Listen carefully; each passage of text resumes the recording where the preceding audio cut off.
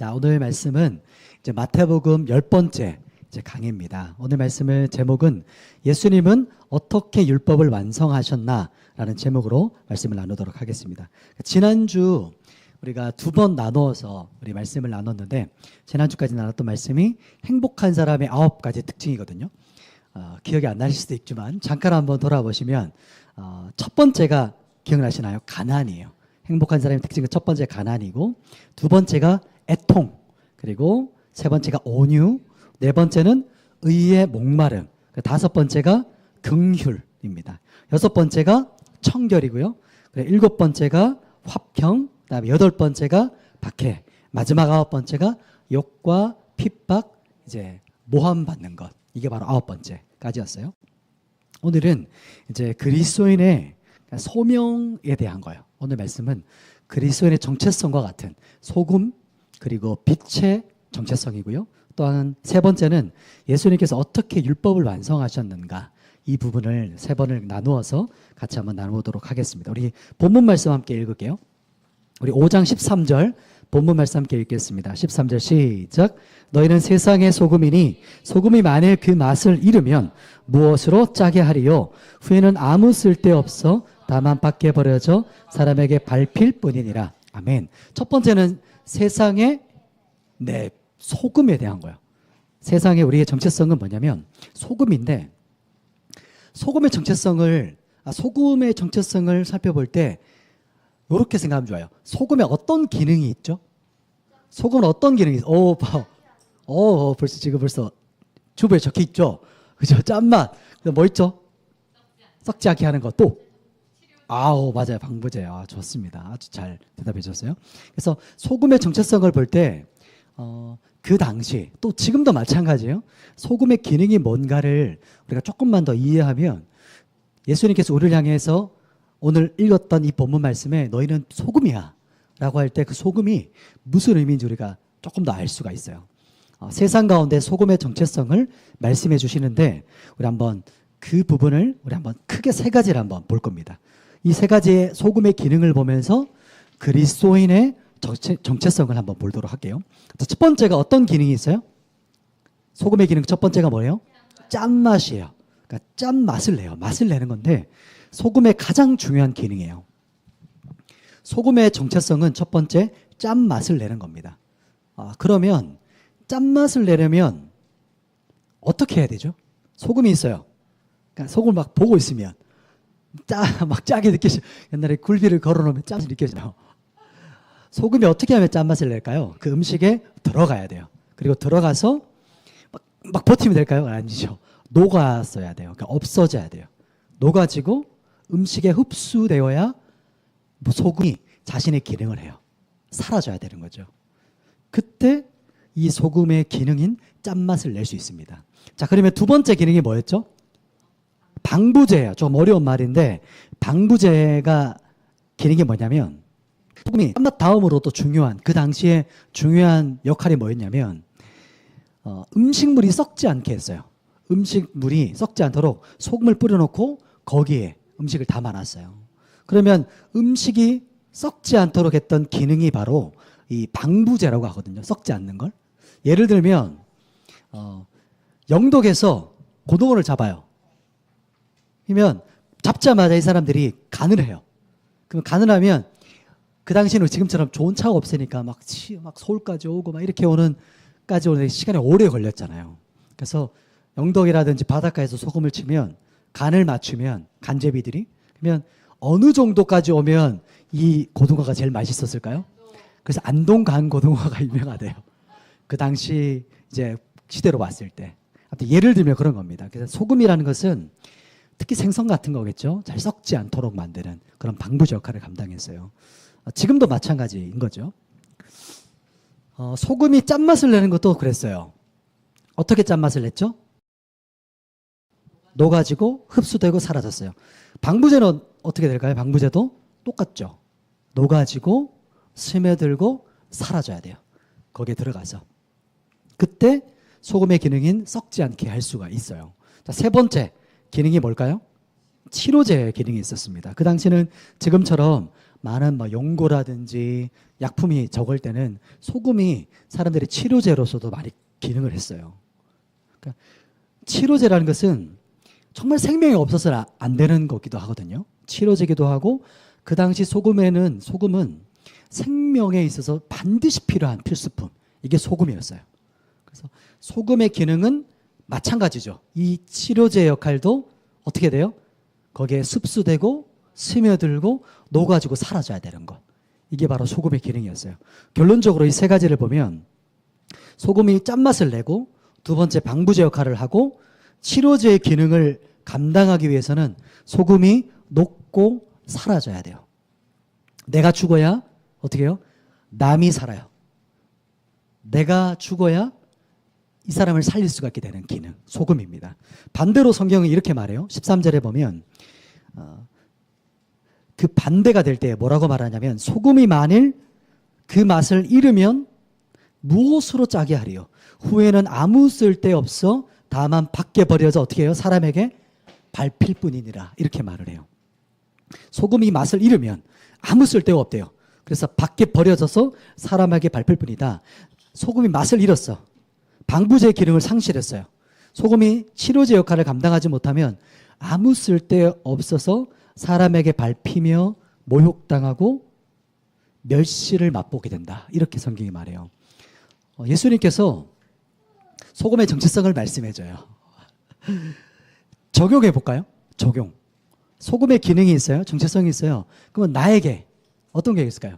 내가 들어가면, 내가 친구들 관계에 들어가면, 내가 그 공동체에 들어가면, 내가 베델교회 안에 들어가면 어떻게 해요? 내가 죽지 않으면 어떻게 돼요? 죽여버리는 거예요. 내가 안 죽으면 썩어지게 되는 거예요. 내가 죽지 않으면 부패해져 가게 되는 거죠. 내가 그 공동체에서, 세상에서 마찬가지인 거예요. 소금, 이 그리스도인이 소금의 정체성, 소금의 기능을 상실하면 오히려 이 반대가 되는 거죠. 근데 예수님께서 이렇게 말씀하시는 거예요. 내가 세상 가운데 소금으로 왔어. 내가 너도 똑같이 네가 세상 가운데 소금으로 들어가면 네가 세상에 맛을 내고, 네가 세상 가운데 들어가면 세상을 썩지 않게 하고, 네가 세상 가운데 들어가면 세상의 치료의 역할을 감당해야 되는 거야. 네가 그 역사를 나와 똑같이 이루어가게 될 거야 라고 말씀하는 게 우리를 향한 지금 메시지고 적용입니다. 우리 한번 두 번째 볼게요. 14절 말씀인데 이제 세상의 빛이라 말씀입니다. 우리 14절 말씀을 같이 한번 선포하겠습니다. 시작. 너희는 세상의 빛이라. 산에 있는 동네가 숨겨지지 못할 것이요. 아멘. 두 번째는 세상의 뭐죠? 빛이요, 빛. 그리스도인의 정체성의 두 번째는 세상의 빛입니다. 그러니까 본문에서는 금방 우리 읽었죠. 세상의 빛인데 지금 어디에 있어요? 산 위에 동네가 있대요. 산 위에. 여기도 지금 산 자락이죠. 지금 산 자락이 이렇게 올라오고 있는데 산 중턱도 아니고 산 높은 곳에 집이 있대요. 동네가 있대요. 근데 그 동네가 어떤 느낌이냐면 빛이라는 동네예요. 높은 곳에서 빛을 비추고 있어요. 이렇게 비유로 말씀하시는 거거든요. 그러면 조금 더 실생활에 와닿는 비유가 그 다음 15절이에요. 어떻게 비유하시는가 한번 볼까요? 15절 같이 한번 선포합니다. 시작. 사람이 등불을 켜서 말 아래에 두지 아니하고 등경 위에 두나니 이러므로 집안 모든 사람에게 빛이 있느니라. 아멘. 자, 해가 지고 밤이 됐어요. 그래서 이 사람이 지금 집안에 등불을 켜요. 우리는 이게 형광등을 켰잖아요. 똑같아요. 저녁이 되니까 이게 해가 졌어. 그래서 어두워지니까 이 주인이 불을 켜는데 등불을 켜는데 그 등불을 켜서 어디다가 뒀어요? 높은 곳에다가 올려놨어요. 왜 높은 곳에 뒀을까요? 맞아요. 높은 곳에서 빛이 비추게 하기 위해서. 그래서 방에 높은 곳에다 딱 두면 방 전체가 빛 가운데 있으니까. 이게 바로 그 이유였어요. 똑같죠? 지금 우리 형광등이 있어요. 형광등이 지금 어디 달려있죠? 어린이들? 천장에 달려있죠? 왜 형광등이 천장에 달렸을까요? 바닥에 안 달리고 벽에다 안 달리고. 맞아요. 천장에 있다는 것은, 가장 높은 곳에 있다는 것은 더 넓게 더 멀리 빛을 비출 수 있기 때문이에요. 그렇기 때문에 오늘 본문에서 이름으로 집안 모든 사람에게 비치느니라 이렇게 말을 해요. 16절 말씀 또 이렇게 말합니다. 우리 16절 말씀 이제 우리에게 적용하라는 거예요. 16절이. 우리 함께 선포해봐요. 이렇게 한번 16절입니다. 시작. 이같이 너희 빛이 사람 앞에 비치게 하여 그들로 너희 착한 행실을 보고 하늘에 계신 너희 아버지께 영광을 돌리게 하라. 아멘. 너희 빛이 사람 앞에 비치게 하여 이렇게 말하죠. 위에서 말씀하신 비유처럼 너희 빛을 비추라고 하세요. 이게 무슨 말이죠? 그리스도인의 정체성이에요. 우리는 빛인데 그러면 빛을 어떻게 빛을 비추라고 하세요? 높은 곳에서. 이걸 조금 더 우리가 쉽게 해석해 봐요. 우리가 빛을 내라고 주님께서 부르셨는데 높은 곳에서 빛을 내라고 하셨어요. 지금 여기 선반이 있는데 선반 밑에서 몰래 이렇게 빛을 비추라고 하셨나요? 그게 아니죠. 드러내라고 하셨어요. 나오라고 하시는 거예요. 사람들 앞에 나와. 이제 그 뒷부분에 조금 더 살펴보겠지만 소금은 조금 소극적이죠. 내가 죽는 거예요. 빛은 적극적인 거예요. 치고 나가는 거예요. 이 두 가지가 함께 있어야 된다는 거예요. 그리스도인의 정체성 가운데. 자, 그리고 보세요. 빛의 존재는 빛을 비추는 게 정체성이에요. 그러면 우리 자신을 보세요. 한번. 내 속을 한번 들여다보세요. 여러분 속에 빛이 가득합니까? 우리가 빛인가요? 거듭남의 빛이 맞아요. 자, 이런 뜻이에요. 우리는 빛이 아니에요. 우리는 어두움 자체예요. 죄가 우리 안에 가득 차 있어요. 뼛속까지 죄인이에요. 그런데 어떻게 우리를 향해서 예수님께서는 너 빛이야 이렇게 말씀하시죠? 왜 우리가 빛이 될 수 있는 거죠? 우리가 어떻게 빛을 비출 수 있을까요? 내 안에 누가 계시기 때문일까요?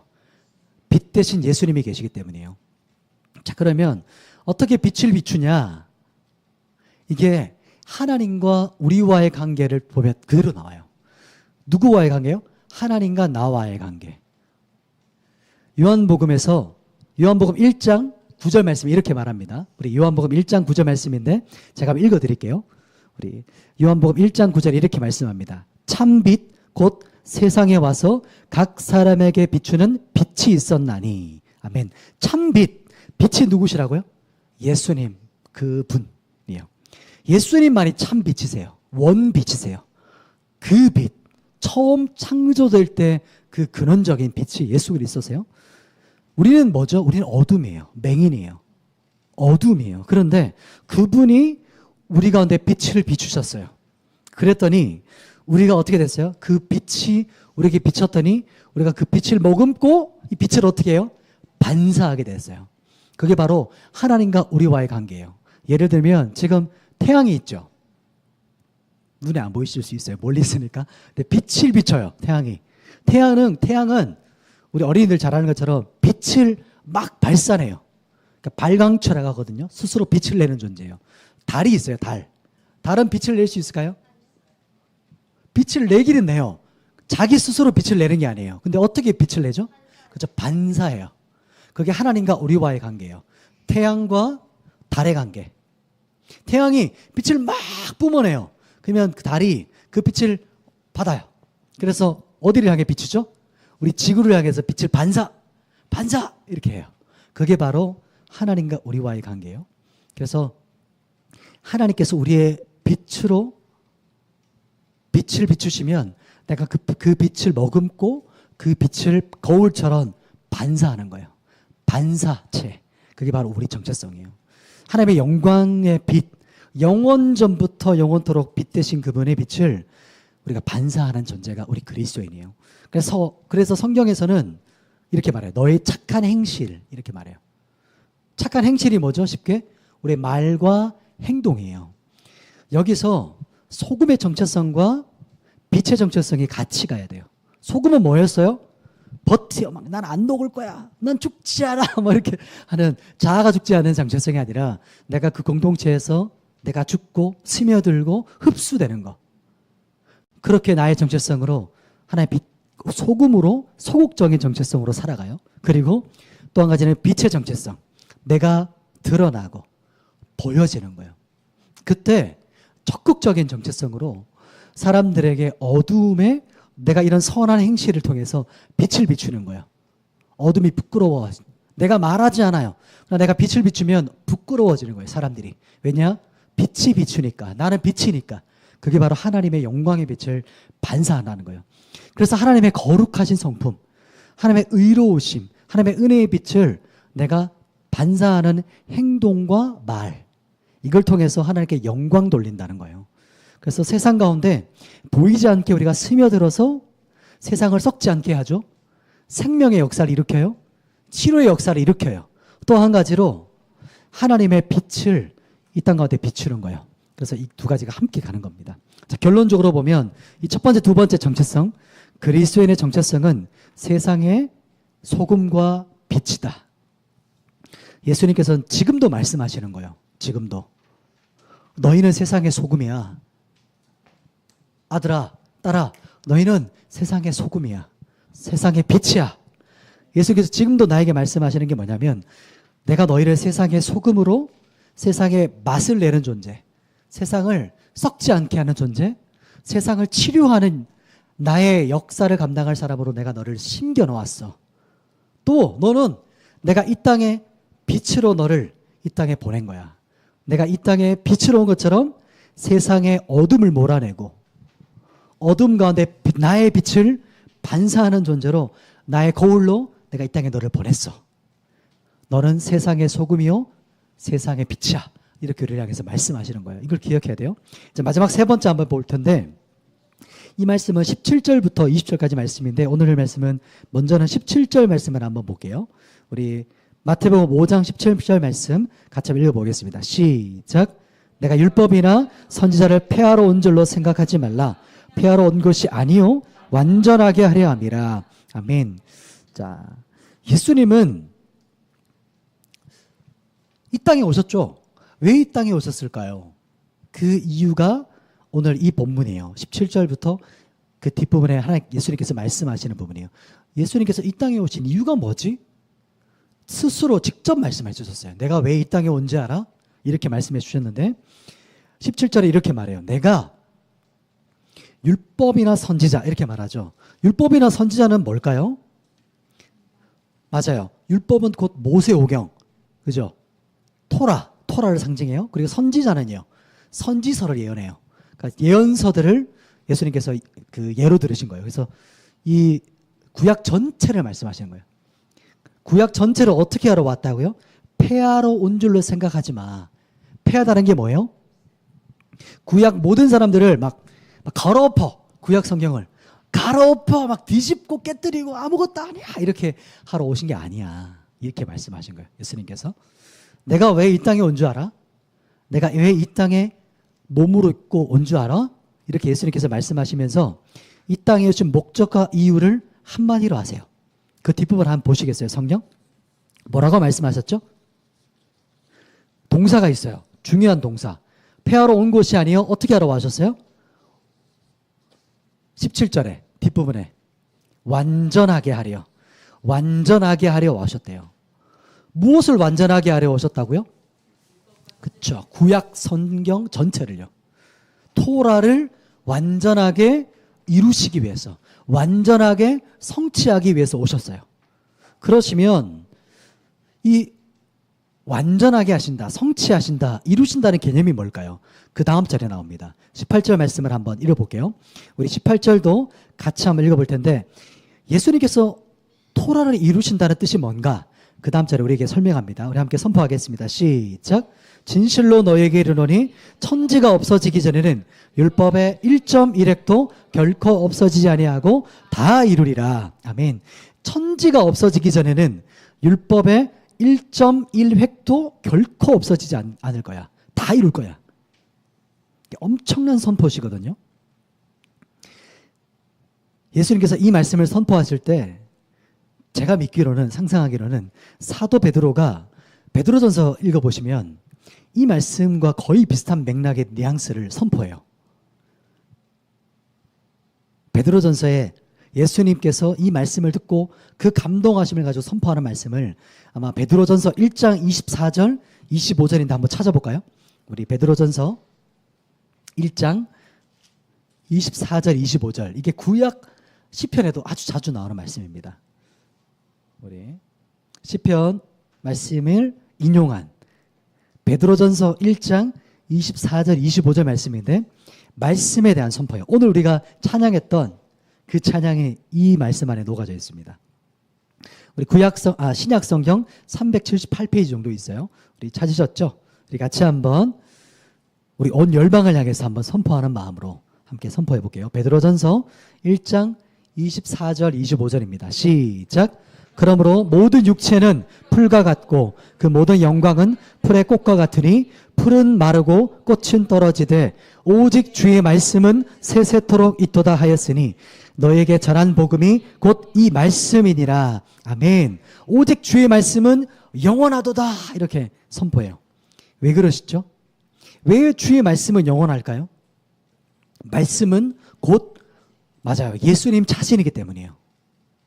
온 세상 만물, 온 우주 전체보다 더 크고 더 존귀하신 분이 바로 주님께서 주신 이 말씀이에요. 왜 이 말씀이 온 세상 만물보다 더 존귀할까요? 주님 자신이 말씀이기 때문이에요. 하나님 자체가 말씀이세요. 그래서 하나님은 절대로 거짓말 하실 수가 없거든요. 그래서 말씀하신 그대로 그 말씀이 이루어져요. 그분이 말씀하신 그 뜻입니다. 그 말씀하신 그대로 이루어지고 성취될 것입니다. 영원하신 하나님의 말씀은 하나님이 영원하신 것처럼 영원하세요. 그러면서 예수님께서 1.1획이라고 하죠. 마태복음 5장으로 한번 가보시면 다시 여기서 예수님께서 율법에 1.1획 이렇게 말하거든요. 히브리어에 이렇게 점 같은 글자가 있어요. 그게 요드거든요. 이렇게 탁 끊는 거. 그걸 상상하는 거예요. 요드. 1획은 뭘까요? 좀 긴 거 딱 획 확 걷는 거거든요. 바브라고 하는 와우라고 들리는 예수님께서 이 히브리어를 연상케 하시는 1.1획도 한 글자도 내가 모두 다 이룰 거야. 이렇게 말씀하세요. 예수님께서 이 땅에 오신 이유와 목적이 율법을 폐하기 위함이 아니라 율법을 완성하기 위해서라고 선포하시는 거예요. 여기서 완성하다, 다 이루었다. 감동이 오시나요? 이 말씀을 언제 선포하셨죠? 예수님께서 영원 전부터 요한복음에 내가 너희에게 말해 오던 자야. 내가 예전부터 내가 너희한테 말했던 자야. 이렇게 예수님께서 말씀하시거든요. 그래서 그 말씀을 100% 완성하시고 이루십니다. 이루셨어요. 말씀을 이루시고 그 마지막에 마침표가 바로 골고다의 언덕의 십자가이셨어요. 예수님께서 그 말씀을 이루신 구속의 완성을 십자가에서 죽임당하시고 오늘 이 말씀, 오늘 예수님께서 이루시겠다 했던 그 율법을 완전하게 이루셨어요. 완성하셨어요. 그러니까 율법의 핵심은 율법의 의도는 하나님의 뜻, 하나님의 갈망, 하나님의 원함, 하나님의 뜻, 하나님의 패션, 하나님의 그 마음 안에 있는 막 갈망을 이루는 거거든요. 그것이 바로 예수님께서 이 땅에 오신 이유였었어요. 이걸 이루기 위해서. 그래서 십자가에서 예수님께서 외치셨죠. 뭐라고 외치셨죠? 다 이루었다 이렇게 선포하시거든요. 외마디 선포로.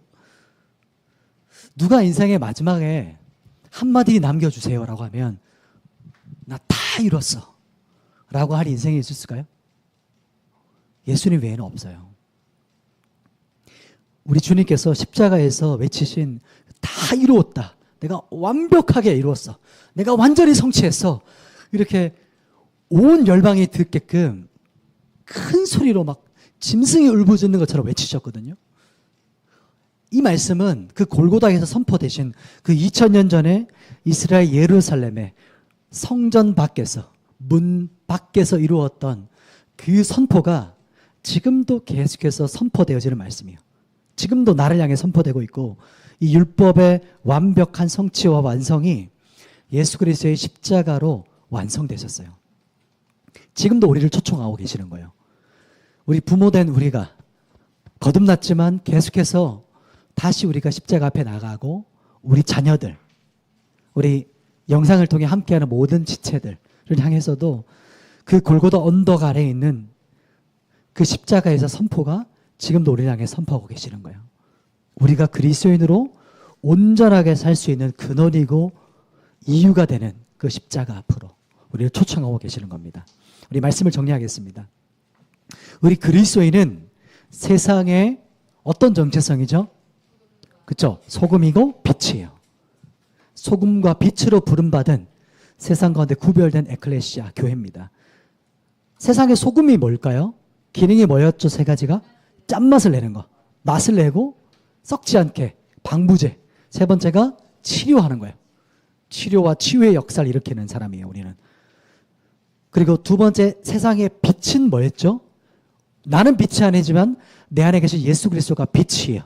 나를 통해 반사, 드러나요. 이게 영광 돌린다는 거예요. 그리스도가 우리의 적극적인 세상 가운데 주님의 거룩하신 성품, 하나님의 그 영광의 빛을 거룩하시고 따뜻하시고 그 영광의 빛을 반사하는 거, 이게 우리가 적극적인 정체성이에요. 그래서 세상 가운데 우리가 죽고 스며들어야 되고, 또 함께 한 가지는 세상 가운데 숨으면 안 돼요. 시한부 종말론이 아니라 우리끼리가 아니라 세상 한가운데서 세상 모두가 볼 수 있게 높은 곳에서 빛을 비춰야 어둠이 깨닫는 거예요. 어둠이 어둠인 것을 알 수가 있는 것이죠. 이게 세상 가운데 내가 너를 빛으로 불렀어. 너는 선하고 거룩한 나의 아들이야. 내 딸이야. 그래서 우리는 세상 한가운데를 걸어다니는 하나님의 거울의 정체성인 것이죠. 세 번째 우리가 봤던 예수님께서 이 땅에 오신 목적, 이유가 뭐냐면 율법을 완성하시는 것. 어떻게 완성하셨죠? 2000년 전에 이 땅에 몸을 입고 이스라엘 예루살렘 땅에 오셔서 하나님의 말씀과 뜻, 하나님의 의도, 그 율법 전체를 완성하시기 위해 오셨어요. 그 율법의 완성의 마지막 마침표가 바로 십자가의 골고다 언덕이었어요. 거기서 내가 다 이루었어!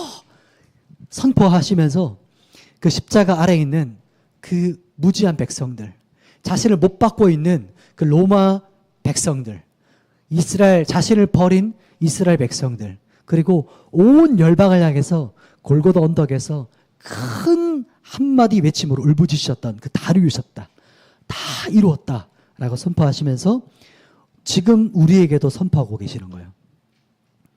우리를 부르시고 계시는 거죠. 그래서 네가 나의 목적이고 내가 이 땅에 온 목적이고 소망이야. 우리 향해서 부르고 계세요. 십자가 앞으로 우리 자녀들을 부르고 계시는 거예요.